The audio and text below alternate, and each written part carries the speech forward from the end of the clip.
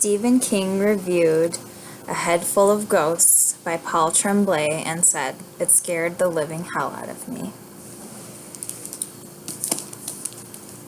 A modern horror and largely a psychological thriller, Paul Tremlay wrote this novel about 14-year-old Marjorie Barrett going through a serious psychotic break and descent into madness as she deals with schizophrenia.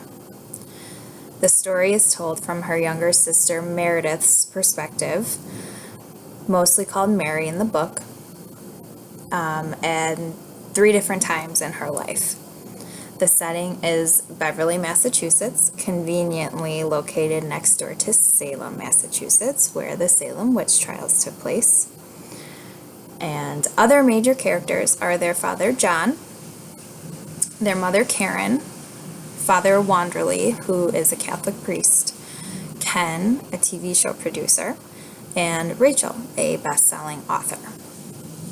The novel begins with Mary as a young adult in her early 20s, sharing her experience with best-selling author Rachel, who is interviewing her as she's writing a follow-up book to the famous Barrett story, which was televised in a popular reality TV show, creepily titled The Possession. The reader will also get a taste of Mary blogging as the blogger Karen Brissett. Karen is her mother's name, on her site called The Last Final Girl, where she explores all things horrific and horror.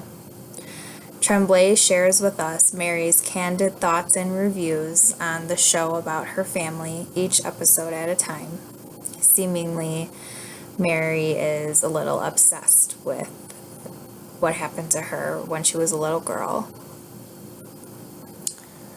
The heart of the horror in this story lies through Mary's eyes as her 8-year-old self, as she describes what happened.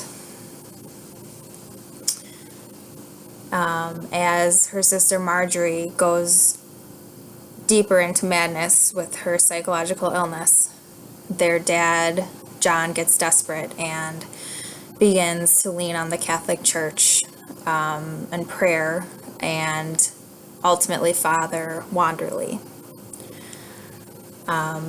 When psychiatry and medication don't seem to mend ailing Marjorie, Father Wanderley ultimately suggests an exorcism. John reaches out to the Discovery Channel, who jumps at the chance to come in and film the family in the moments leading up to the exorcism.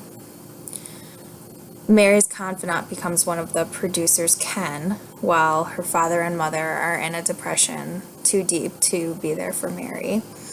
Her mom is drinking, and her dad is spending most of his time with Father Wanderley, so Mary's pretty much left on her own. This book was hard to put down.